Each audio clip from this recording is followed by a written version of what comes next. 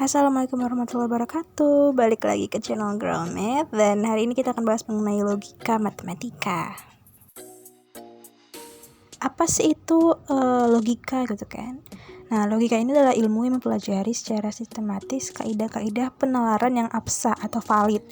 Nah, jadi kita akan diajarkan bagaimana menarik kesimpulan dan bagaimana berpikir logis.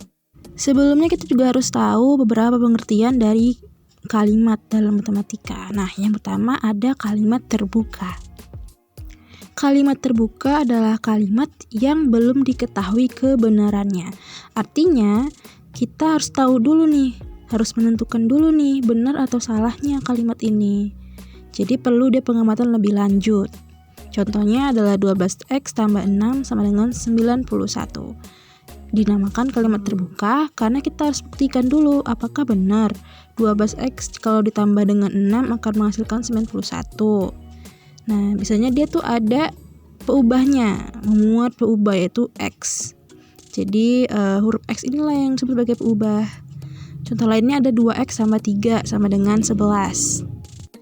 Perlu kita cari dulu, buktikan dulu kalau 2x sama 3 sama dengan 11. Contoh sederhananya nih ya, maaf ya aku semalam kelelahan, hehehe. Ini termasuk kalimat terbuka. Kenapa? Karena kita belum tahu nih, apakah benar dia semalam gak datang karena kelelahan atau emang lagi males aja gitu ya. So, kalimat terbuka itu biasanya memuat nilai peubah ya, berbentuk variabel atau lainnya yang harus kita buktikan atau kita cari dulu nilainya berapa, baru tahu deh benar atau salah gitu. Selanjutnya adalah kalimat deklaratif. Nah, kalau kalimat ini dia lebih spesifik menerangkan sesuatu hal, baik itu dia benar ataupun salah. Nilai kebenarannya sudah pasti gitu, nggak perlu kita cari pengamatan lagi, sudah bisa kita simpulkan dari kalimat itu. Sebagai contoh, kalimat bilangan genap habis dibagi 2, ini termasuk deklaratif. Terus kalimat nilai x yang murni persamaan 2x kurang 1 sama dengan 5 adalah 1. Ini juga termasuk kalimat deklaratif.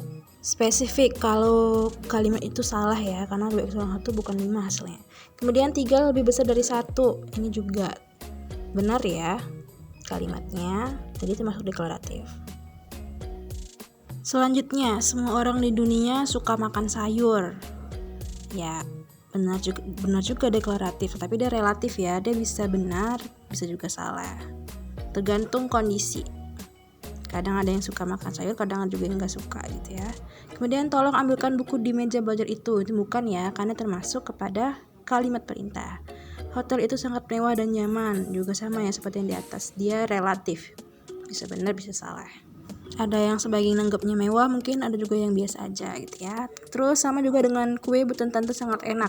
Ini tergantung lidah masing-masing orang ya. Jadi tetap dia kalimat deklaratif tapi relatif. Nah, terakhir adalah kalimat tanya, jadi jelas bukan kalimat deklaratif ya.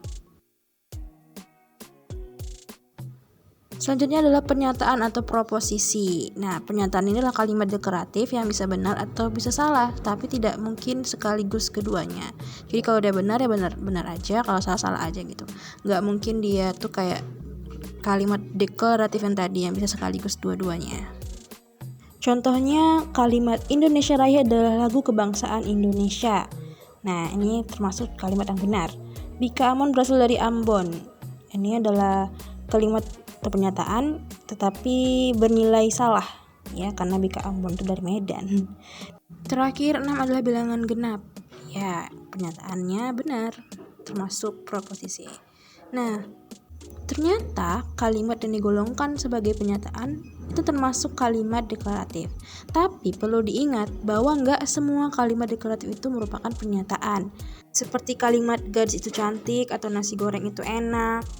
Ini bisa benar-benar atau salah, relatif gitu kan. Jadi nggak mungkin dia pernyataan, kan pernyataan nggak bisa sekaligus keduanya, salah satunya aja gitu, benar atau salah. Pernyataan ini dilambangkan dengan huruf kecil ya, bisa A, B, C, D, P, Q, R, S, dan seterusnya.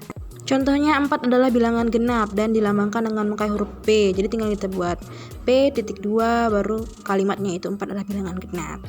Dan untuk nilai kebenarannya benar atau salah atau true false gitu ya. Dilambangkan dengan huruf Yunani tau.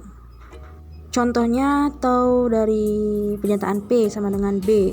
Dibaca nilai kebenaran pernyataan P adalah benar, atau pernyataan P mempunyai nilai kebenaran benar B gitu ya. Benar atau salahnya pernyataan itu dapat kita tentukan dengan memakai dasar empiris dan dasar tak empiris. Apa itu dasar empiris? Itu dasar yang menentukan benar atau salahnya itu dari berdasarkan fakta yang ada atau yang kita jumpai dalam kehidupan sehari-hari. Contohnya, kita bisa bilang kalimat ibu kota Jawa Timur adalah Surabaya karena memang faktanya begitu. Atau air adalah benda padat, kita katakan dia salah karena kita nggak pernah kan ngelihat air itu bentuknya padat, pasti cair semua. Sedangkan dasar tak empiris, untuk tahu itu benar atau salah kalimatnya, kita memakai perhitungan-perhitungan dalam matematika. Contohnya, kalimat akar persamaan 3x kurang 1 sama dengan 5 adalah 2. Nah, kita bisa bilang benar karena sudah dihitung dengan perhitungan matematika. Begitupun untuk kalimat jika x besar 1, maka x besar 2. Merupakan pernyataan yang salah. Gimana? Udah paham kan apa itu pernyataan? Kalau sudah, coba deh kerjain kuis di bawah ini. See you next video.